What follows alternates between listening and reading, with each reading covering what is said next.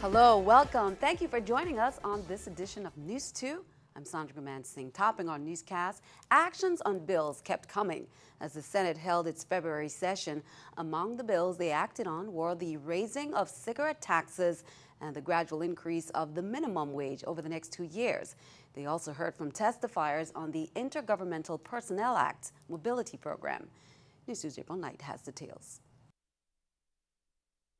Lawmakers approved a measure on Thursday raising taxes on cigarettes. The bill would increase cigarette taxes from 34 to 45%. Supporters of the bill touted as a generator of extra revenue and said that what they called a minimal increase won't dampen consumer and business interest in the commodity. The bill also establishes a Virgin Islands sin tax fund that largely goes into the government's general fund. In spite of concerns from employers, lawmakers also unanimously passed a bill that would increase the minimum wage by almost a third within 2 years. The change will be incremental. The minimum wage, currently at $7.25 an hour, will rise to $8.35 this year, to $9.50 by January 2017, and finally to $10.50 by January 2018. The measure would also establish a wage board that would oversee wages for all employees, top to bottom.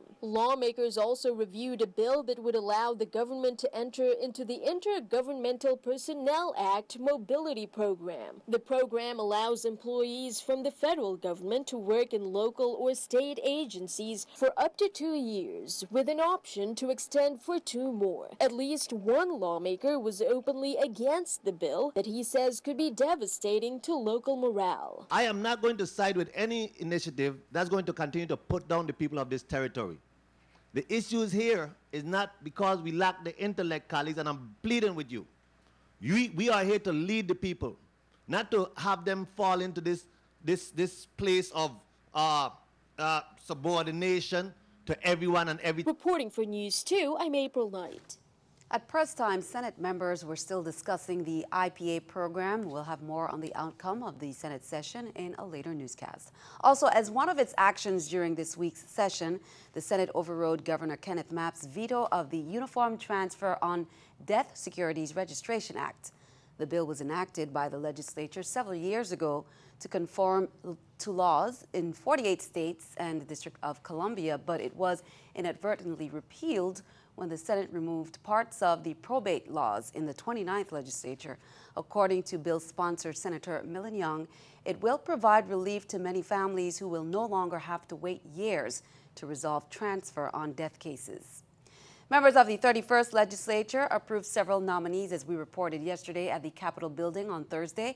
Lawmakers generally supported the nominations of Kurt Walcott to be a member of the Real Estate Commission, Secundino Roman Cruz to be a member of the 1F Louis Hospital Board of Directors, Stacey Bourne to be a member of the Architects, Engineers, and Land Surveyors, Raymond Williams and David Hughes to be members of the Public Services Commission, and Rosalie Javois and Richard Grant to be members of the VI Banking Board. All of the nominations were approved by the full body.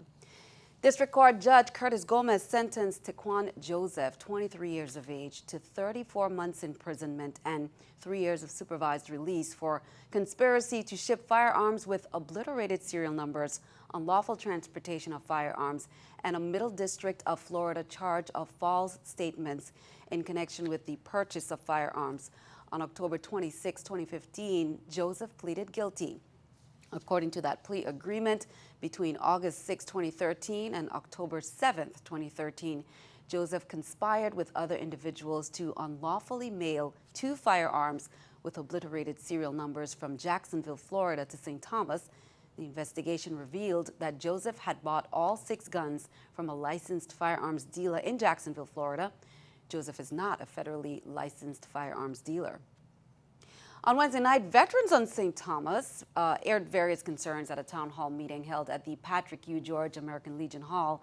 That meeting, organized by Senator Justin Harrigan, revealed the extent of the problems that veterans have with access and certain benefits and compensation. News 2's April Knight has more. housing, healthcare, and other issues were brought by veterans on Wednesday to a town hall meeting organized by Senator Justin Harrigan. One concern was about the federal program Choice. It allows users to receive timely access to healthcare in their community, but Choice users said they've had to put up with long wait times, up to several weeks for return calls, and more than 6 months to see a doctor. Regional VA officials said it's because the program is relatively new and it takes a while for implementation to go smoothly. Applying for various loans with local banks also posed a problem for some veterans. This is not just for me. This is for all the veterans in these islands. You have a lot of guys coming back from Afghanistan and all over who want to invest in a home. And if the veterans is giving you a certificate, you should be able to use that.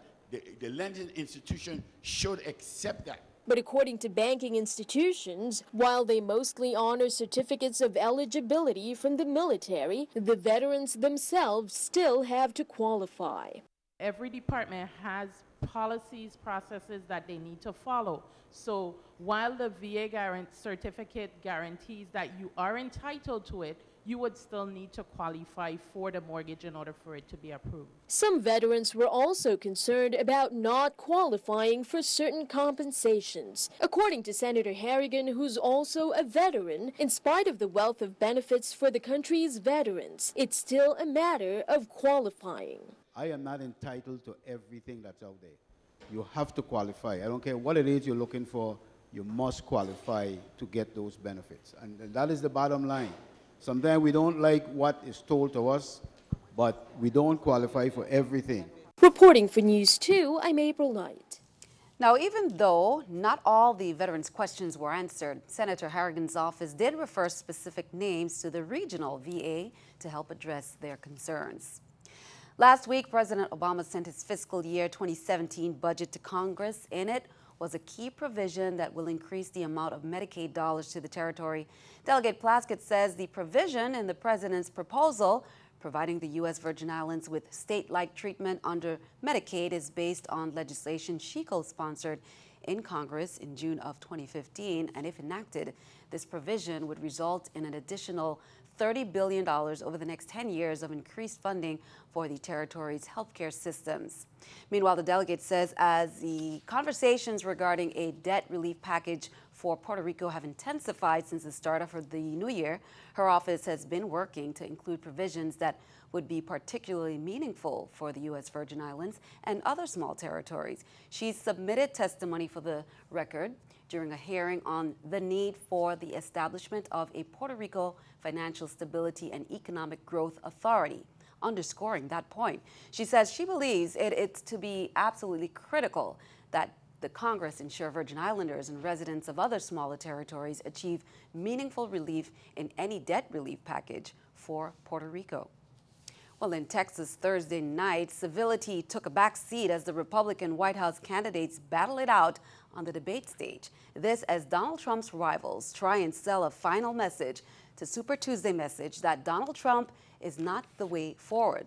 Scott McLean has more. This guy's a joke artist and this guy's a liar. Donald Trump took incoming fire for much of Thursday night's debate.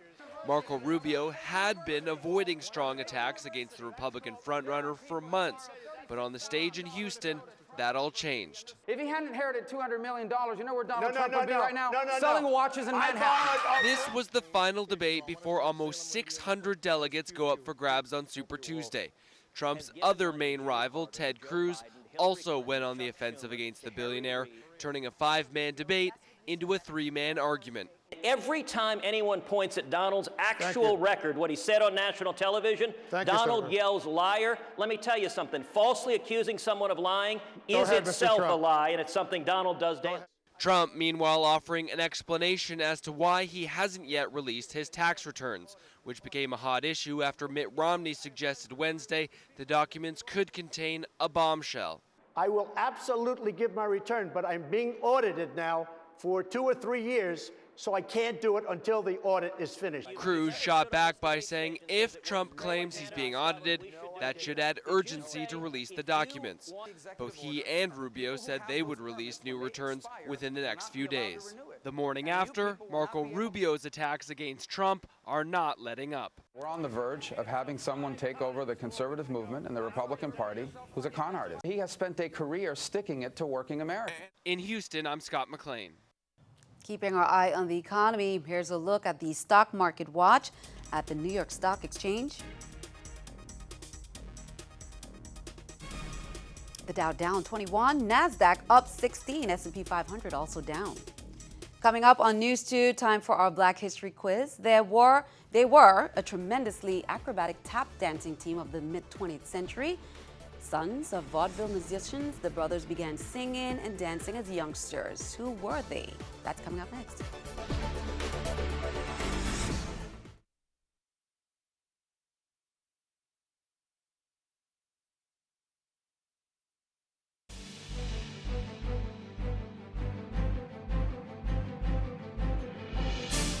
Welcome back.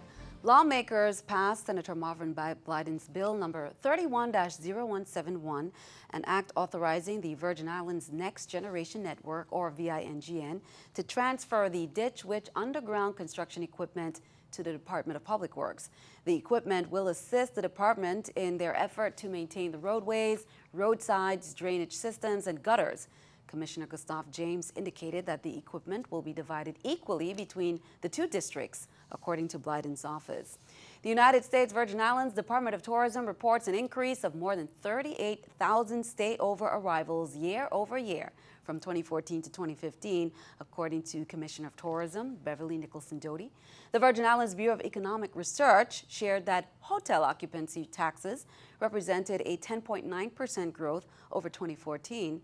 The commissioner reported air capacity to the USVI is supported by 27,000 seats per week, with capacity increasing at the Henry E. Rolson Airport on St. Croix to more than 6,000 seats per week for the first time in many years. She also disclosed that the recent long-term agreements by the West Indian Company and the Virgin Islands Port Authority will strengthen year-round cruise calls.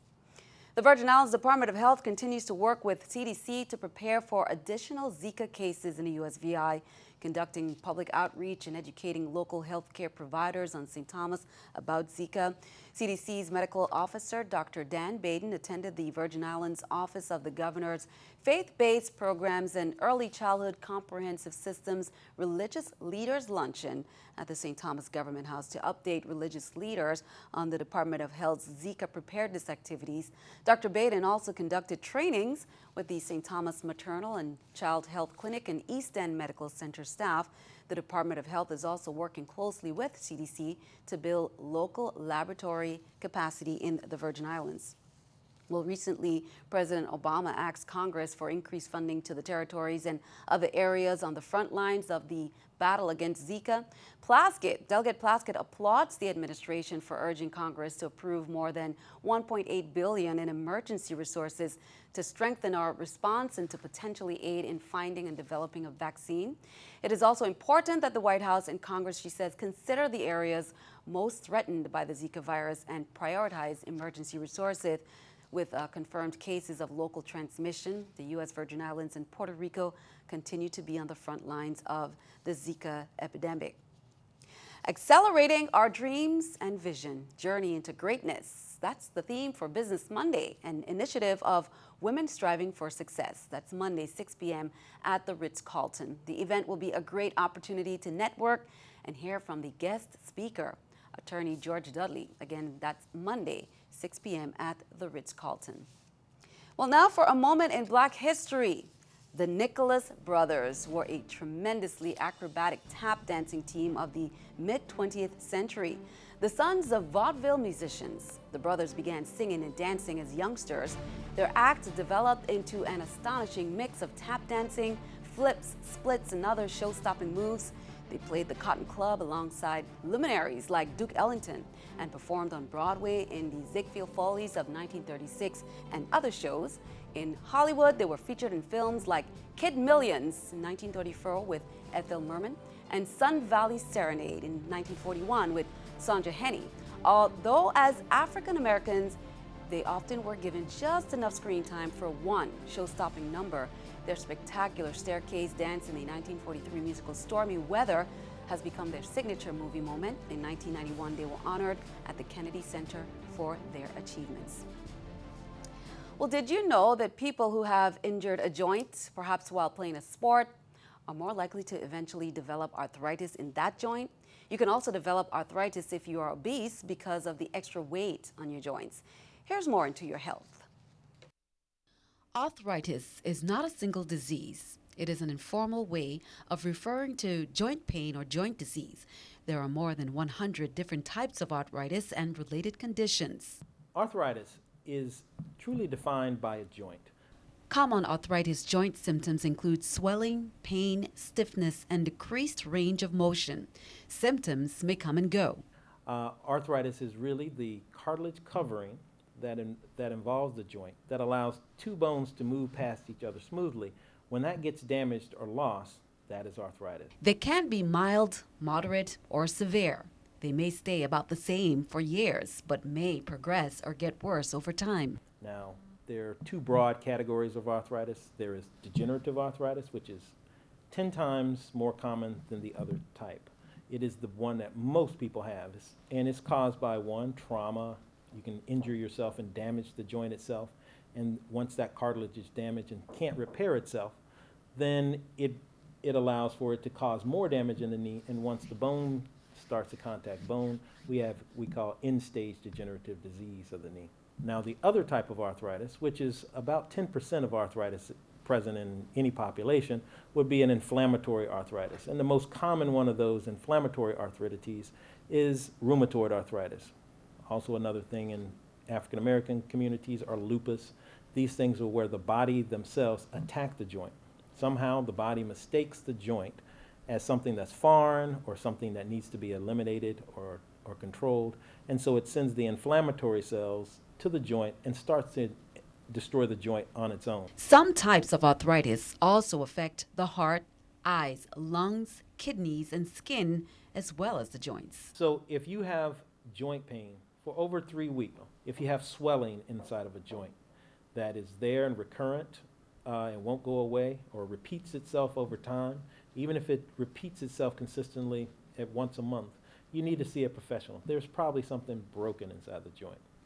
The things that are indications for a joint: swelling, locking, instability. So if you have any joint that swells on a consistent basis, gets stuck every once in a while on a consistent basis, or has chronic pain for a period of time, you need to see your professional about it.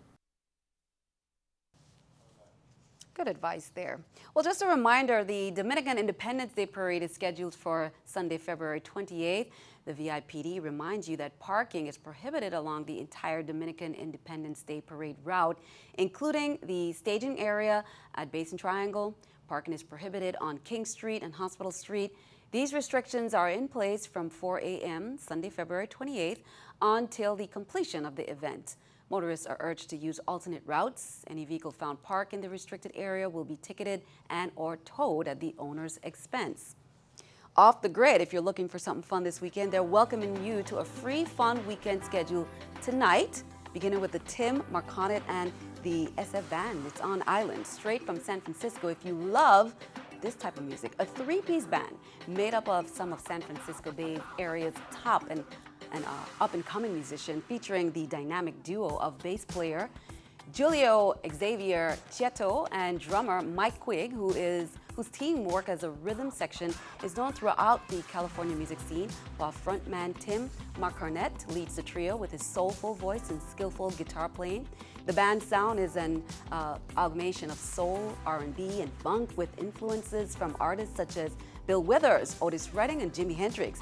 They perform a range of classics hits with their own twist, while also debuting original music. Now, the band is playing tonight at Off the Grid, Saturday at Beach Bar, Sunday at Hull Bay Hideaway, Monday again back at Beach Bar, and Tuesday Sunset Sail and Lyric Sail. Start time 7 p.m.